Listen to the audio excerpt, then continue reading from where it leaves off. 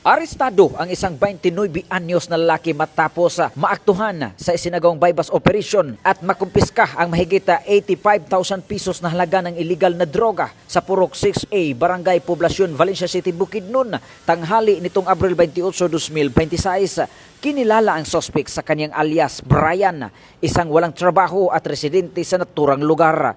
Pinangunahan ng Bukidnon Police Drug Enforcement Unit ang operasyon, katuwang ang iba pang unit ng kapulisan, kung saan nagresulta sa pagkakaaresto ng suspect matapos siyang magbinta ng hinihinalang shabu sa pusher buyer.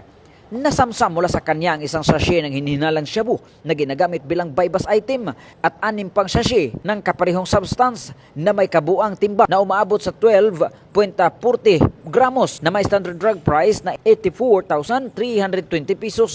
Na-recover din ang 2 sachet ng hinihinalang tuyong dahon ng marijuana na may tinatayang timbang na 10.2 gramos.